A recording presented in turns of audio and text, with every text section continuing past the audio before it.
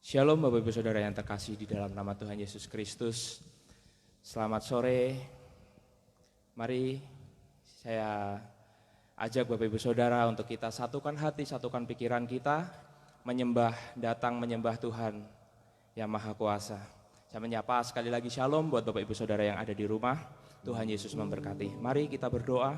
Bapa, kami bersyukur di mana kami boleh ada sebagaimana kami ada pada saat sore hari ini Bapa. Kami memberi waktu kami untuk bersekutu, beribadah di tempat ini. Engkau memberkati, mengurapi setiap kami, memperlengkapi setiap kami. Kami percaya Tuhan, saat kami datang dengan kesungguhan hati, apa yang kami pergumulkan, apa yang sedang kami rindukan, Tuhanlah jawaban dari segala jawaban doa setiap doa-doa kami. Bapa, tiba saatnya kami menyerahkan jalannya ibadah ini. Dari awal, pertengahan hingga pada akhirnya, hanya di dalam nama Tuhan Yesus Kristus kami berdoa dan bersyukur. Haleluya. Haleluya Yesus.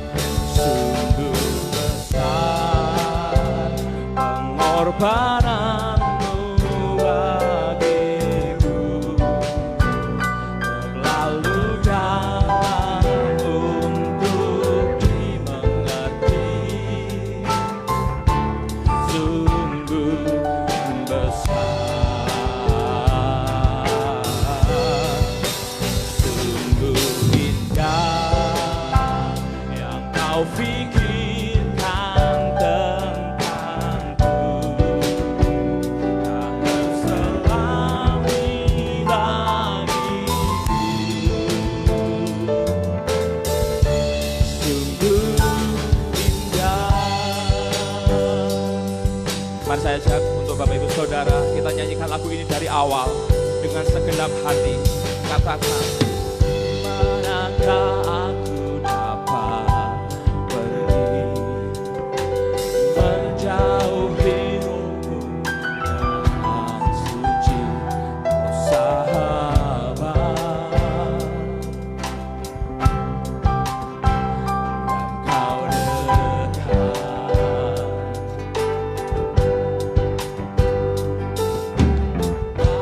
Seluruh bisa membalas kesetiaan-Mu, sungguh mulia dan berharga. Mari kita sama-sama katakan, sungguh besar, sungguh besar pengorbanan-Mu bagiku.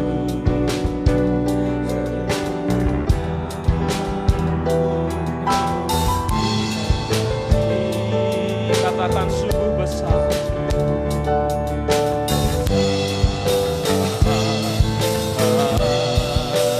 Sungguh indah yang Kau pikirkan tentangku, tak terselami bagiku. Sungguh indah,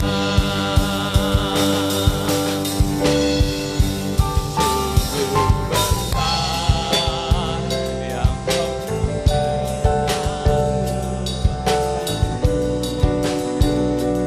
lalu dalam untuk dimengerti.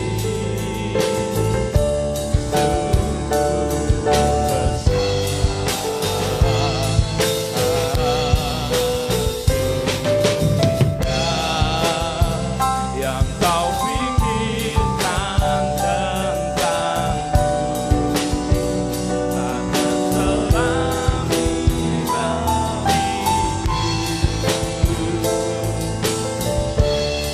Sungguh indah, sungguh besar pengorbanan-Mu bagiku, terlalu dalam untuk dimengerti. Sungguh besar, sungguh indah yang Kau pikirkan tentangku, tak terselami bagiku. Sungguh indah. Sama-sama kita katakan dengan segenap hati. Sungguh besar pengorbanan-Mu bagiku, terlalu dalam untuk dimengerti. Sungguh besar,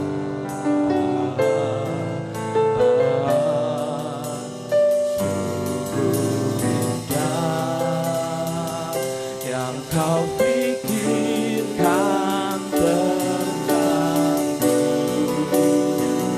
tak terselami bagiku.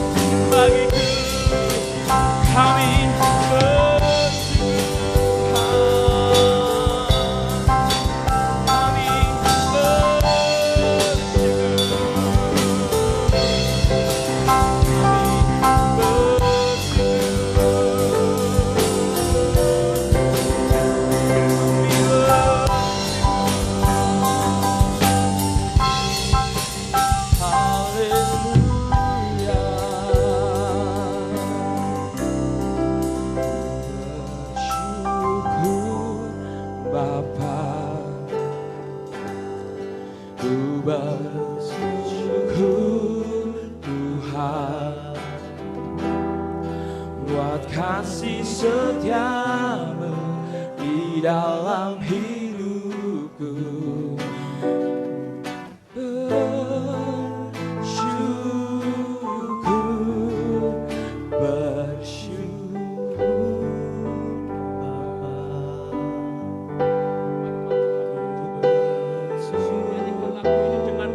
Hati dengan iman percaya nyatakan ucapan syukur Bapak Ibu Saudara.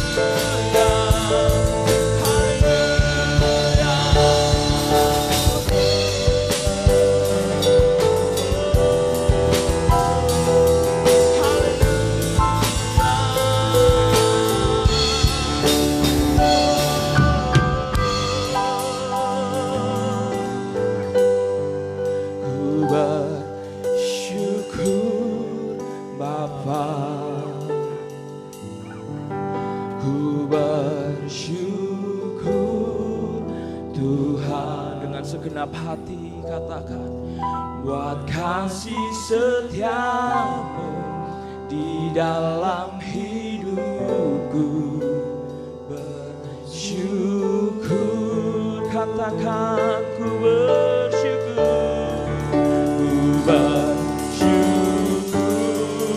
Bapa. Kami bersyukur Tuhan buat kasih setiamu di dalam hidupku. Ku bersyukur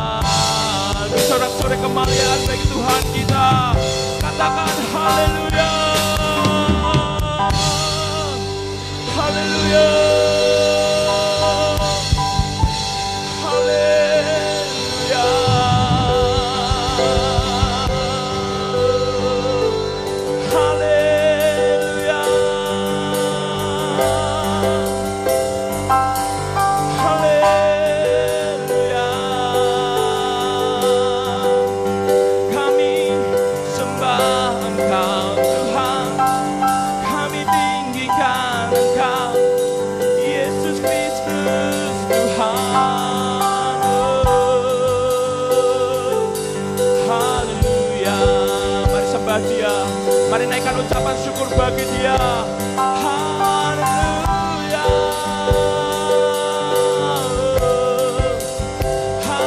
Haleluya. Kami bersyukur Tuhan memiliki Allah yang ajaib, Allah yang luar biasa seperti Engkau. Kami bersyukur.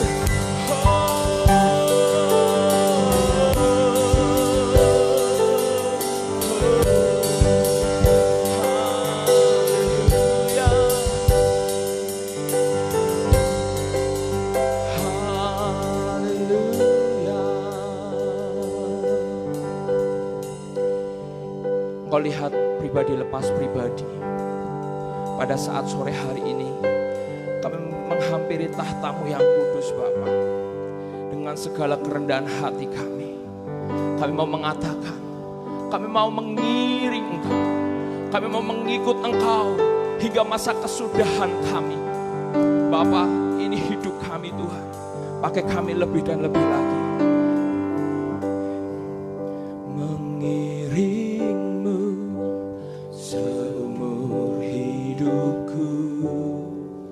Masuk dalam rencana-Mu Bapa, pikiranku, kehendakku, ku serahkan padamu, harapanku hanya di dalam kan teguh bersama-Mu Tuhan. Jadikanku rencana-Mu untuk memuliakan-Mu. Saya undang Bapak Ibu Saudara kita sama-sama bangkit berdiri. Kita nyanyikan pujian ini. Mengiring-Mu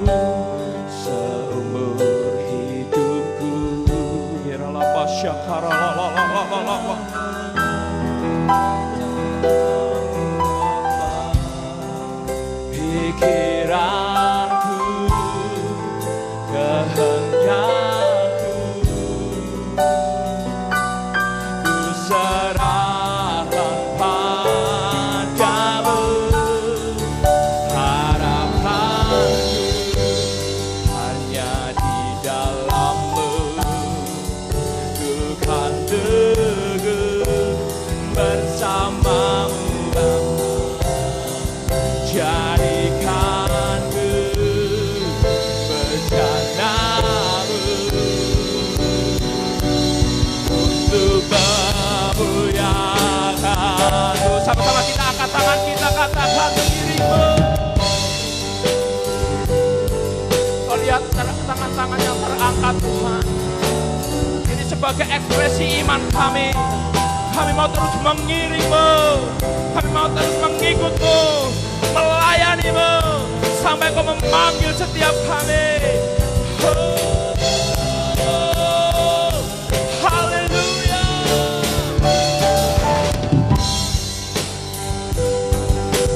Harapanku Tuhan,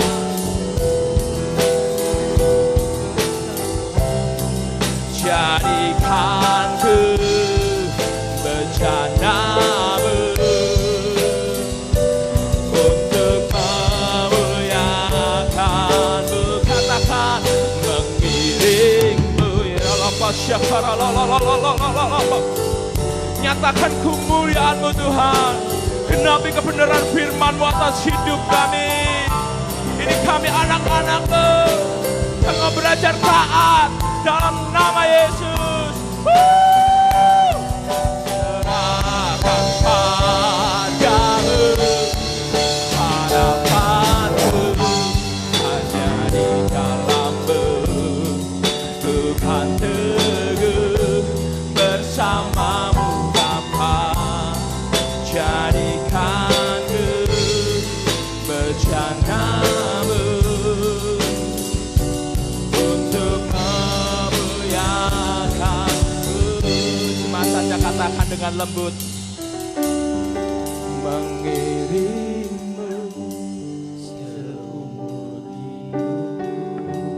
dengan segenap hati, dengan kesungguhan hati Bapak Ibu Saudara.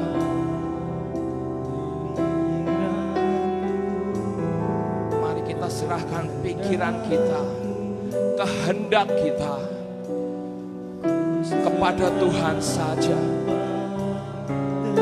Biarlah pengharapan kita tujukan hanya padanya.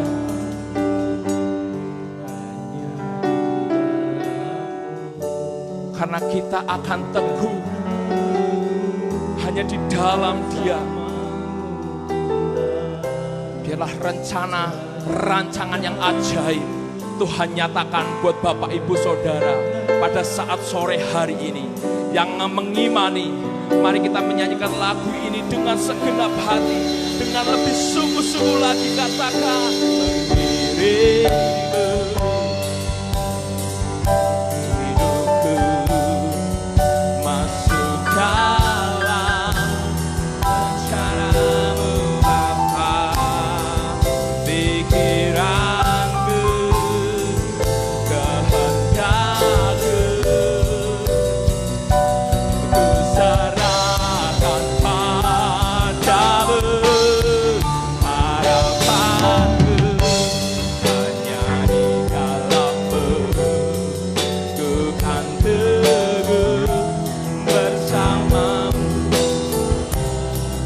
Jadikanku bencanamu untuk memuliakan-Mu. Mengirimmu seumur hidupku. Sebentar kami akan mendengarkan kebenaran firman-Mu. Tuhan, Engkau urapi hamba-Mu yang akan menyampaikan kebenaran firman-Mu ini. Biarlah setiap perkataan, ucapan yang diungkapkan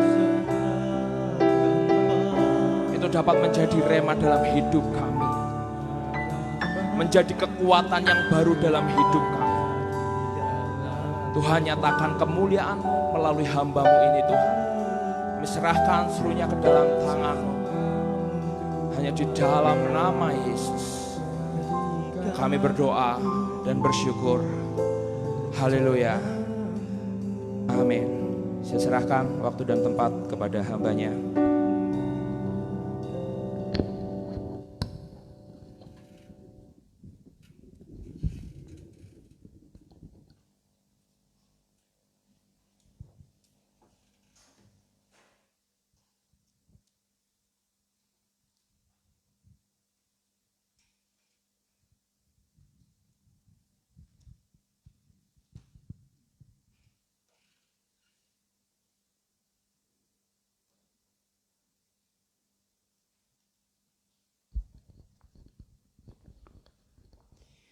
Shalom Bapak Ibu Saudara. Shalom. Ya, saya menyapa yang ada di rumah ikut live streaming sore hari ini. Shalom. Saya percaya Anda pun diberkati Tuhan luar biasa. Mari Bapak Ibu Saudara, saya mau mengajak kita sekalian bersama-sama membuka Alkitab kita. Saya akan bacakan yang menjadi perenungan buat kita hari ini. Saudara, hari-hari ini semua pasti punya dampak yang sama dalam konteks kita terdampak situasi pandemi COVID-19 dari kalangan pejabat atau pegawai negeri sipil, swasta, guru, dosen, bisnismen, pengusaha ataupun rohaniawan, semua sama mengalami kondisi situasi yang kita alami hari-hari ini karena pandemi COVID-19 yang berkepanjangan. Bahkan di beberapa kota diberlakukan kembali situasi-situasi yang disebut tanda kutip, ada banyak istilah PSBB atau istilah kerennya yang viral itu lockdown, bukan lauk daun.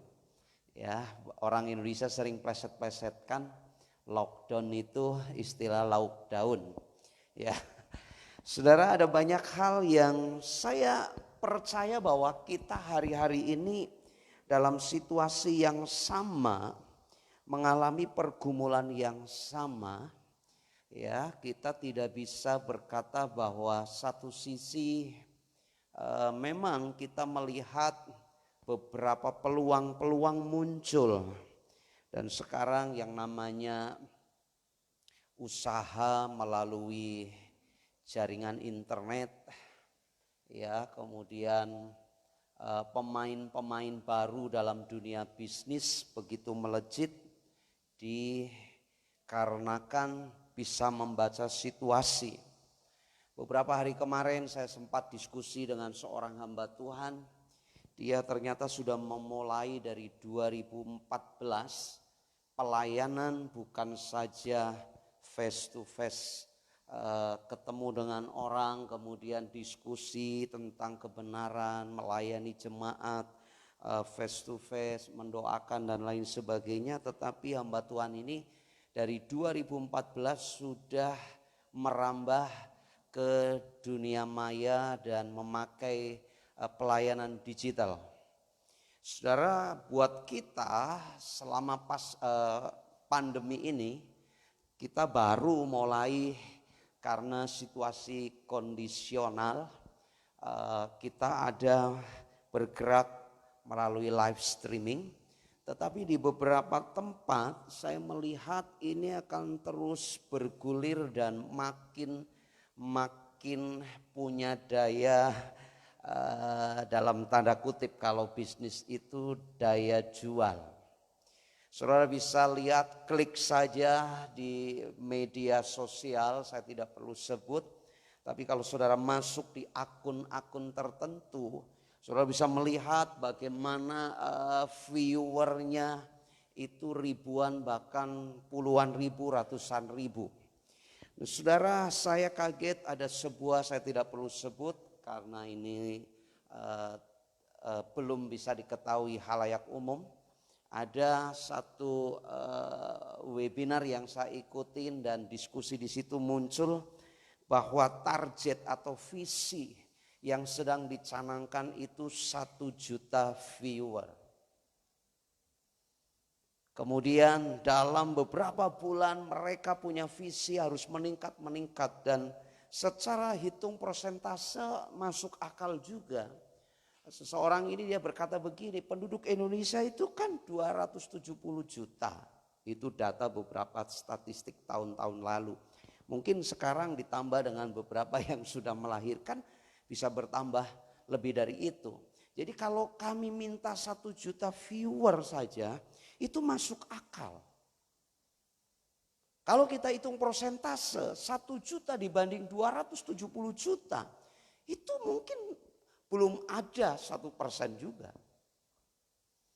Saudara, ini menjadi perenungan buat kita sekalian. Apakah gereja ini punya mimpi yang besar itu salah? Saudara, saya masih ingat salah satu tokoh pendiri YII, Dr. Kris Marantika, PhD. Beliau sampaikan, almarhum sampaikan bahwa punya mimpi yang besar. Bermimpilah mimpi yang besar. Saudara, mari kita merenungkan jujur. Hari-hari ini semua terdampak.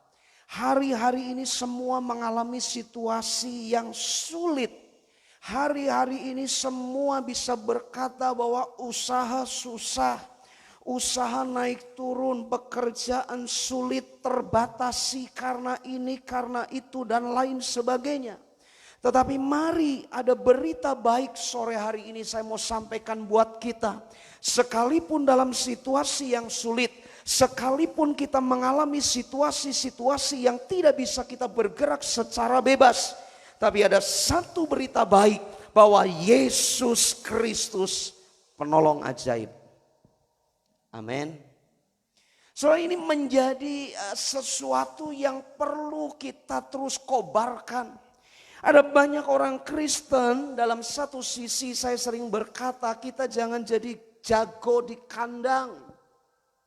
Ketika kita ada di gereja, ketika kita ikuti KKR, ketika pengkhotbah berkata, pembicara berkata, hamba Tuhan menyampaikan percayakah bahwa Tuhan dahsyat, maka serentak kita akan mengaminkan amin, Yesus dahsyat.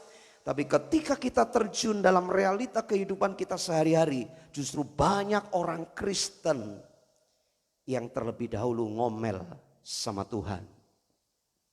Saudara, dalam beberapa minggu ini saya sampaikan, yuk jangan kita fasih dan pandai buat list-list doa.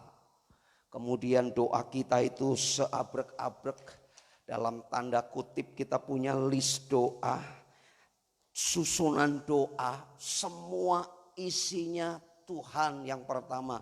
Berkati hidupku. Yang kedua, Tuhan berkati tokoku. Yang ketiga, Tuhan berkati usaha ini, itu dan lain sebagainya. Bahkan minta ini, minta itu dan lain sebagainya. Tapi orang Kristen tidak pernah menjadi pribadi yang pandai bersyukur dalam segala keadaan.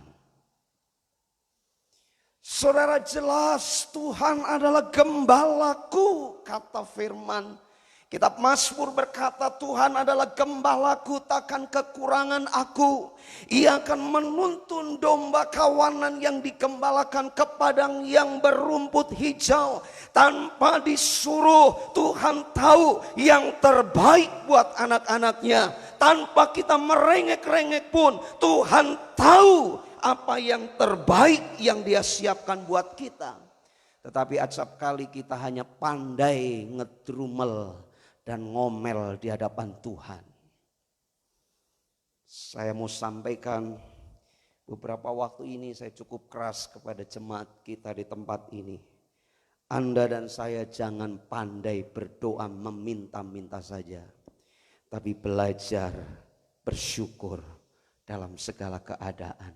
Karena apa, Bapak Ibu Saudara? Tuhan kita ini ajaib, penolong kita ajaib. Kita akan lihat Bapak Ibu Saudara, Lukas pasal yang kelima ayat yang ke-12 sampai ayat yang ke-13, 2 ayat saja. Kita akan lihat Lukas 5 ayat 12 dan ayat yang ke-13. Pada suatu kali Yesus berada dalam sebuah kota. Di situ ada seorang yang penuh kusta. Ketika ia melihat Yesus, tersungkurlah ia dan memohon, Tuhan, jika Tuhan mau, Tuhan dapat mentahirkan aku. Ayat 13. Lalu Yesus mengulurkan tangannya menjamah orang itu dan berkata, aku mau, jadilah engkau tahir. Seketika itu juga lenyaplah penyakit kustanya. Saudara, kita belajar bagaimana beberapa waktu yang lalu ada 10 orang sakit kusta. Disuruh oleh Tuhan, perlihatkanlah dirimu kepada imam. Sementara mereka berjalan mencari imam untuk menunjukkan dirinya, mujizat terjadi, kesembuhan terjadi. Tapi yang datang kepada Yesus bersyukur, berterima kasih, memberikan penghormatan kepada Yesus hanya 1 orang. Injil Lukas pasal 17 menjelaskan itu, bahkan ada label khusus. Orang Samaria yang notabene itu adalah orang yang menjadi musuh orang pilihan atau bangsa pilihan Yahudi. Dan label yang Yesus katakan orang asing. Tapi justru orang Samaria yang tidak masuk hitungan dan disebut oleh Yesus orang asing, justru yang tahu terima kasih. Saudara, mari jadi orang Kristen jangan bokamsia. Jadi orang Kristen harus tahu terima kasih sama Tuhan. Amin. Karena penolong kita ajaib. Saudara, kita ketemu sore hari ini pada bagian konteks teks yang berbeda, tapi situasinya sama. Yaitu seseorang yang mengalami sakit kusta. Alkitab memberikan data kepada kita. Di situ ada seorang yang penuh kusta. Kusta pada zaman itu adalah penyakit yang mematikan, penyakit yang belum ada obatnya. Mungkin mirip-mirip dengan sekarang COVID-19 itu belum ada vaksinnya. Kalaupun ada vaksinnya, kalau begitu cepat, saya sempat ikuti beberapa webinar, pembicara berkata, kalau sudah ada vaksin begitu cepat, justru kita sanksi. Karena belum ada tes yang valid. Dan bahkan ada seseorang yang berkata, kemungkinan sampai pertengahan tahun depan bisa muncul kurang atau lebih dari 500.000 kasus. Saudara, karena itu mari kita belajar bagaimana situasi yang sama yang dihadapi oleh orang yang mengalami sakit kusta. Bahkan ada tokoh gereja yang namanya Josephus. Dia menganalisis orang kusta pada waktu itu dengan sebuah kalimat begini. Orang kusta itu sama dengan orang mati yang masih hidup. Orang kusta adalah orang mati yang masih hidup. Karena penyakit kusta pada waktu itu, maka jari-jari itu akan lepas dari persendiannya. Baik jari-jari tangan, jari-jari kaki itu akan putus perlahan-lahan. Kalau tidak sembuh dan hanya mujizat saja. Sebab itu mari kita belajar. Dalam situasi sulit, penolong kita ajaib itu ada buat kita. Saudara, kita belajar apa sih pelajaran buat kita dari penderita kusta ini? Coba kita akan lihat yang pertama, yuk kita mau introspeksi diri. Mari kita datang kepada Tuhan dengan kerendahan hati, membawa hidup dan pergumulan kita. Orang yang sakit kusta, Alkitab mencatat, Lukas menuliskan pada satu waktu Yesus ada di satu tempat, ada seorang yang ketika ia melihat Yesus, Alkitab menjelaskan di sana seorang yang penuh kusta melihat Yesus, tersungkur ia dan memohon. Saudara, ini bicara apa? Permohonan yang diawali dengan tersungkur. Ini sebuah permohonan yang tulus dari seseorang yang sesungguhnya tidak mungkin dan tidak layak mendapat belas kasihan. Sebab penderita kusta waktu itu harus diasingkan. Dia tidak boleh bersosialisasi dengan masyarakat atau orang-orang yang sehat pada umumnya. Kalau dia ketemu dari kejauhan, dia akan berteriak najis, najis, supaya orang tahu di sana ada si kusta. Saudara, begitu kondisi yang begitu rupa itu. Tetapi saudara bisa perhatikan, yang sesungguhnya tidak layak untuk menerima lawatan Tuhan. Tetapi dengan kerendahan hati, dia datang memohon pertolongan Yesus. Kalimatnya luar biasa, saudara. Tuhan, jika Tuhan mau, Tuhan bisa mentahirkan aku. Saudara, kita ini orang Kristen kadang-kadang hebat-hebat ya. Amin. Ya, kita lebih berkuasa dari Tuhan kita. Wah, kita ini karena sudah dapat anugerah, kita ini bukan hamba tapi anak, boleh menyebut ya Aba, ya Bapa. Tapi ada banyak kita ini anak-anak Tuhan justru kurang ajar dan kurang sopan sama Tuhan Yesus. Sudah banyak sekali doa-doa kita itu mencerminkan jati diri kita bahwa kadang-kadang mungkin kita tidak bermaksud tetapi belajar. Orang Yahudi waktu itu tidak berani sebut Tuhan Allah dengan sembarangan. Sebut Yahweh saja enggak terdengar. Kalau dia mau panggil Tuhan, dia ada kata pengganti yang lain. Ada istilah my Lord, my Master, atau Adonai, Tuanku. Jadi gak berani dengan lancang karena Taurat mengajar. Jangan sebut nama Tuhan Allahmu dengan sembarangan. Harus betul-betul menghormati. Tapi jujur kita banyak melihat fakta.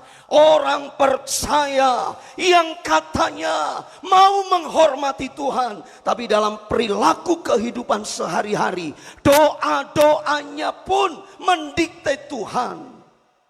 Main klaim sana sini dan perintah Tuhan seenaknya saja. Saudara, kita perlu belajar. Memang betul kita anak-anak Tuhan. Kita panggil dia Bapa. Tapi jangan pernah jadi anak yang kurang ajar sama Bapak kita. Amin. Amin. Lihat kanan kiri, kasih senyum. Bangun kerendahan hati di hadapan Tuhan. Saudara, siapa kita? Kita tidak ada yang hebat kok. Betul. Tidak ada yang hebat di antara kita. Yang hebat Tuhan Yesus. Amin. Saudara, saya ketemu beberapa dokter, hamba-hamba Tuhan punya gelar dokter, tapi mereka humble sekali. Saya kenal hamba Tuhan dalam tanda kutip, jemaat diberkati Tuhan bahkan ratusan bahkan ribuan.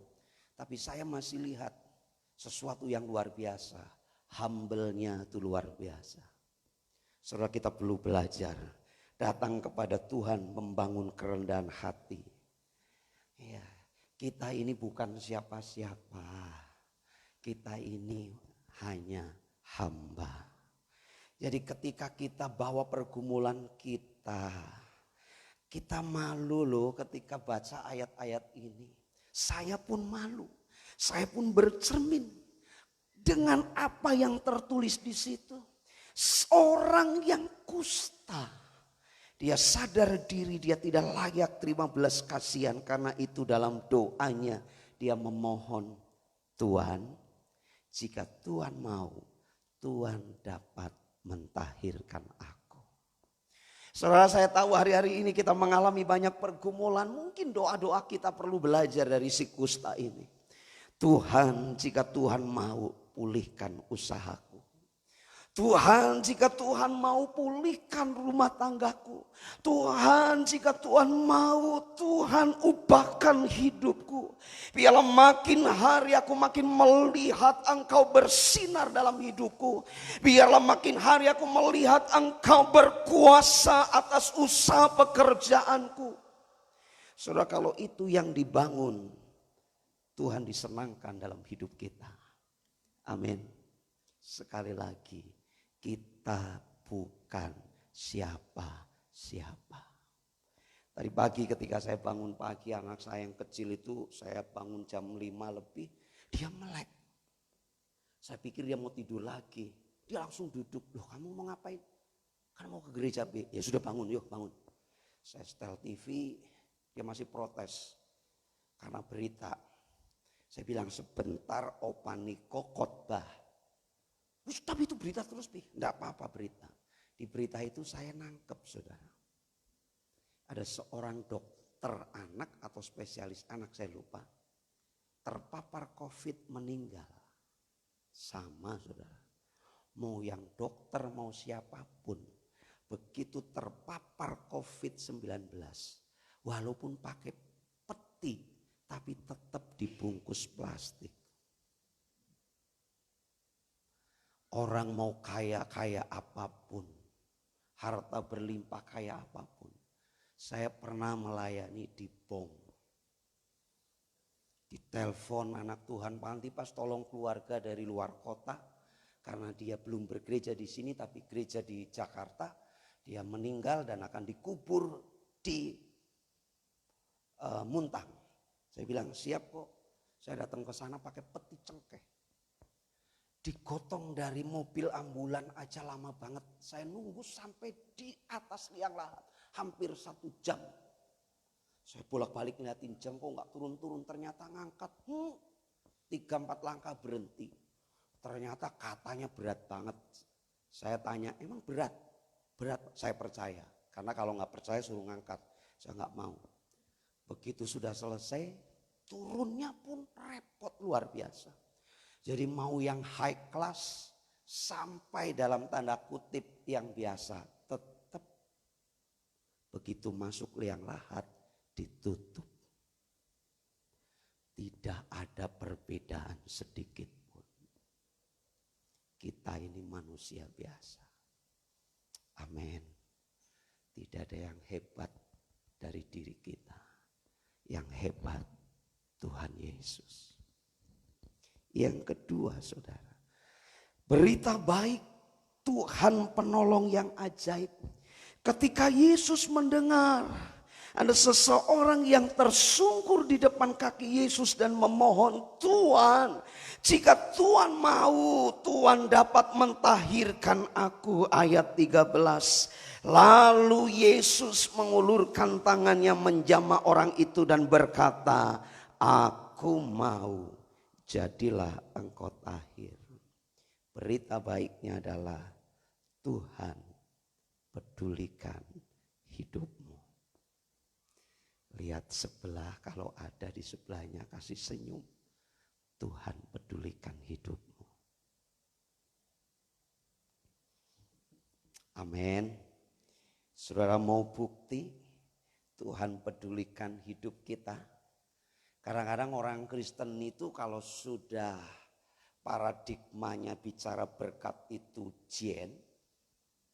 uang, kemudian fasilitas, kemudian kekayaan, sulit melihat berkat Tuhan seutuhnya. Alkitab mencatat karena begitu besar kasih Allah akan dunia ini. Akan dunia ini saudara dan saya. Sehingga ia mengaruniakan anaknya yang tunggal. Alkitab berkata kalimat berikutnya. Barang siapa percaya kepada anak tunggal Bapa, ia tidak binasa melainkan beroleh hidup kekal. Saudara, Anda dan saya itu layak masuk neraka. Dengar baik-baik, yang ikut live streaming, Anda dan saya sesungguhnya harusnya masuk neraka. Kita harusnya masuk neraka. Kita layak dimurkai Tuhan sebab upah dosa ialah maut. Tetapi syukur kepada Tuhan karena kasih-Nya yang besar, pengorbanan Kristus di atas kayu salib. Dia mati, dia dikuburkan, dia bangkit, dia naik ke surga. Dengar Anda yang ikut live streaming, siapapun Anda, saya mau berkata, kami orang Kristen, saya percaya bahwa Yesus Tuhan, dia satu-satunya jalan keselamatan untuk sampai kepada Bapa di surga. Saudara, Anda dan saya layak masuk neraka. Neraka kekal, tidak berujung waktu. Ada dalam siksaan api yang membara. Tapi syukur kepada Tuhan. Dan itu bukti kepedulian Tuhan. Selagi kita berdosa, dia rela datang dan dia rela disalibkan, mati, dikuburkan, bangkit. Hanya untuk mengasihi hidup Anda. Kalau orang Kristen tidak tahu prinsip ini, naif sekali. Jangan berpikir berkat itu hanya materi. Jangan berpikir berkat itu usaha kita melambung tinggi dan lain sebagainya. Tapi saya percaya ketika usaha kita naik turun, Yesus ada di situ dan dia peduli hidupmu. Buktinya apa? Sampai hari ini Anda dan saya masih boleh berkesempatan menghampiri Tuhan. Itu bukti kepedulian Tuhan.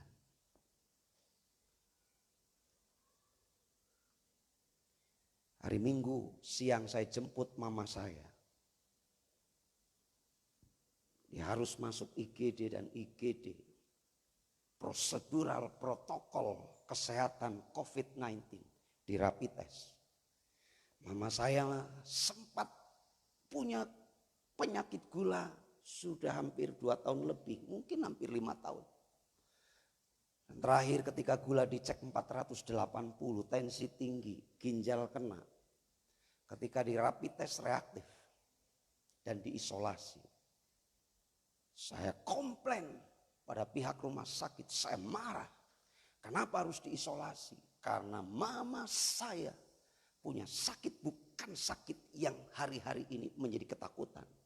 Komplain lagi pihak rumah sakit menenangkan saya, prosedural Pak. Akhirnya saya bisa tenang. Tetapi ketika berita hari Rabu jam 3 lebih, dokter yang menangani telepon saya, ibu Anda dipanggil Tuhan. Saya marah. Saya sampai datang ke rumah sakit itu dan hampir saya gebrak meja. Tapi saya masih ingat saya pendeta. Saya bilang, saya mau tanya hasil swabnya apa? Negatif Pak. Jam berapa hasil swab turun? Jam 2. Saya tanya mama saya dipanggil Tuhan jam berapa? 3 lebih. Saya tanya lagi, adakah dari antara Anda para perawat bicara bisik-bisik ke mama saya? Biarpun dia dipanggil Tuhan, tapi dia tahu hasil swab negatif. Dan saya marah saudara, tapi saya dijelaskan panjang lebar. Akhirnya saya berkata, terima kasih suster perawat. Mohon maaf kalau saya marah-marah. Karena saya secara lahiriah kehilangan betul. Dan saya marah besar. Tapi sisi lain saya berterima kasih. Anda sudah merawat sekian waktu. Dan saya bilang dengan nada yang tenang, saya ucapkan terima kasih. Papa saya hampir ngamuk juga, saya tenangkan. Dan saya berkata terima kasih untuk semua yang dikerjakan. Tapi dalam hal itu pun saya tahu Tuhan pedulikan hidupku. Amin. Apa yang menjadi kesulitan buat hidup kita? Tuhan peduli. Tuhan tahu. Ayat yang ke-13. Yesus mengulurkan tangannya menjamah orang itu. Dan berkata, aku mau, jadilah tahir. Sampai hari ini dan seterusnya saya meyakini Yesus Kristus terindah. Yesus Kristus termulia. Dia dahsyat, dia ajaib, dia luar biasa. Amin.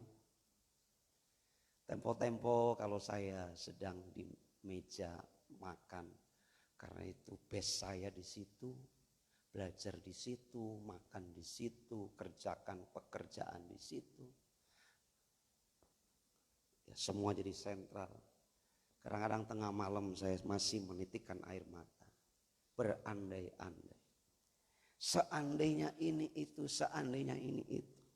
Saya masih dengar suara mama saya. Ya hampir 2 hari sekali pasti telepon, gimana kabarmu?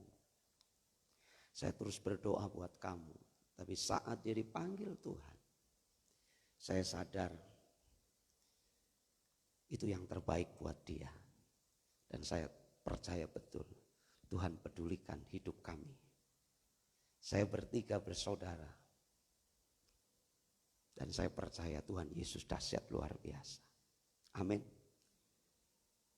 Saya WA perawat yang sempat mengantar dari IGD ke isolasi. Saya WA dia karena dia anak Tuhan. Saya bilang terima kasih Pak untuk semua pelayanan yang Anda kerjakan. Dan dia berkata sama-sama Pak Antipas. Itu yang terbaik. Sebab mamah Anda dari data laborat ginjalnya sudah parah. Saya menenangkan papa saya dan berkata kalaupun masih diberi nafas, dia akan keluar masuk rumah sakit untuk cuci darah. Saya bilang mungkin saya paling yang tidak tega melihat itu. Tapi saya bersyukur sesuai iman percayaku, dia sekarang bersama Tuhan Yesus. Dan satu kali saya pun akan menyusul, bertemu dikumpulkan bersama-sama dengan Tuhan dalam kekekalan. Amin. Saudara gak perlu takut. Tuhan Yesus pedulikan hidup kita.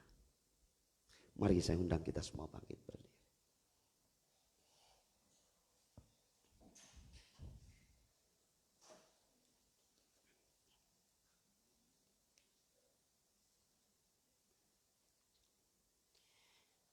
Kami bersyukur sore hari ini Tuhan, di tengah-tengah situasi pandemi COVID yang terus berkelanjutan. Kami tahu usaha pemerintah, tim kesehatan begitu luar biasa, gigih untuk mengatasi semuanya. Tuhan, kami rindu biarlah ini menjadi perenungan buat kita sekalian. Menjadi perenungan buat kami umat yang ada di negeri ini. Bahwa kami pun perlu bersinergi dengan apa yang dilakukan oleh tim gugus tugas. Dan sesuai protokol kesehatan kami rindu Tuhan. Kami menjadi pribadi-pribadi yang taat. Kami menjadi pribadi-pribadi yang menjaga keutuhan, kebersamaan di negeri ini. Bapak terus mau memberkati negeri kami, memberkati Indonesia, memberkati pemimpin negeri kami, presiden, wakil presiden, menteri yang ada, seluruh jajaran yang ada. Kami berdoa untuk sipil militer TNI Polri, lembaga tinggi aparatur pemerintahan dari tingkat pusat sampai daerah. Tuhan memberkati mereka sekalian. Bila dalam berkat perlindungan-Mu negeri kami dalam kendali-Mu Tuhan. Bapa, kami terus berdoa untuk para pemimpin rohani kami. Kami berdoa untuk Ketua Sinode GBI Gereja Betel Indonesia. Kami berdoa untuk ketua-ketua BPD yang ada di Indonesia, secara khusus BPD Jateng DIY. Kami berdoa untuk perwil-perwil yang ada di daerah Jateng dan DIY. Dan secara khusus kami berdoa untuk perwil Barat Daya di mana kami ada. Kami berdoa untuk gembala sidang kami di tempat ini. Tuhan memberkati para pemimpin rohani kami. Dalam pelayanan yang dikerjakan di era digital ini. Pelayanan konseling doa, melalui tatap muka, melalui by phone dan lain sebagainya. Tuhan mengurapi para pemimpin rohani kami dengan urapan yang datang dari tempat tinggi. Kami berdoa untuk seluruh struktural yang ada di gereja ini. Berkat-Mu limpah, damai sejahtera terus turun atas pengurus gereja di tempat ini. Bahkan sampai seluruh sidang jemaat-Mu. Tuhan memberkati anak-anak-Mu di tempat ini. Dalam pekerjaan, usaha, studi anak-anak kami semua dalam kendali-Mu Tuhan. Kesehatan, kekuatan terus Tuhan limpahkan. Kami percaya jemaat GBI Sokit dinaungi, dilindungi, diberkati oleh Engkau Tuhan. Terima kasih Bapa. Kami berdoa untuk yang berulang tahun di minggu ini. Kami berdoa untuk Martin, kami berdoa untuk Midori. Kami berdoa untuk Sinta, kami berdoa untuk Ibu Lina Paulina. Kami berdoa untuk Septi, kami berdoa untuk Lukas Simawan, Bapak Ase dan Ibu Foni yang berulang tahun minggu ini. Dan barangkali ada di antara kami yang mengikuti live streaming berulang tahun. Tuhan pun memberkati. Apapun yang menjadi pergumulan, kerinduan, masa depan anak-anak-Mu dalam kendali-Mu Tuhan. Bapak, saat ini kami berdoa secara khusus untuk Bapak Memen. Diberkati kesehatannya, pasca perawatan, kelemahan tubuhnya kami bersyukur pemulihan terus Tuhan kerjakan. Kami mengangkat hati kami, dipulihkan, disembuhkan Bapak Memen di dalam nama Tuhan Yesus. Berkat-Mu turun untuk Ibu Lina Wikianto. Kami berdoa untuk Ibu Agnes Maria. Tuhan percayakan kandungan, biarlah anak yang dikandung dan ibu yang mengandung. Semua dalam berkat kesehatan, kekuatan, perlindungan Tuhan sempurna. Apapun yang mungkin menjadi ketakutan karena dalam situasi pandemi COVID-19. Kami percaya Tuhan peduli hidup anak-anak-Mu ini. Tuhan peduli dengan ibu-ibu ini yang sedang mengandung.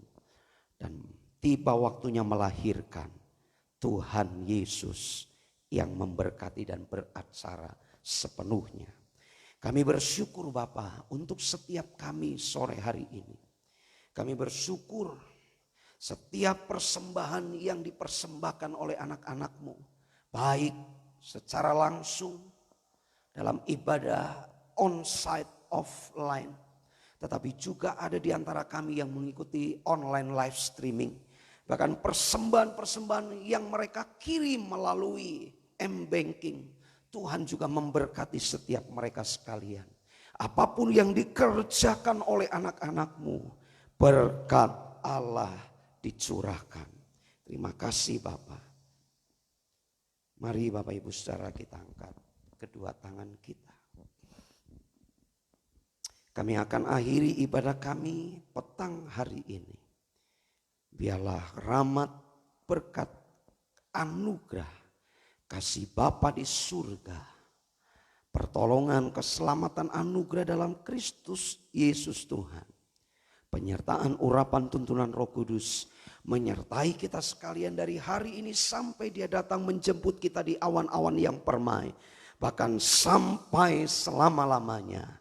Tuhan memberkati kita dari yang dewasa sampai anak yang dikandung, semuanya diberkati Tuhan. Di dalam nama Tuhan Yesus yang diberkati, sama-sama kita katakan amin. Silakan duduk Bapak Ibu Saudara.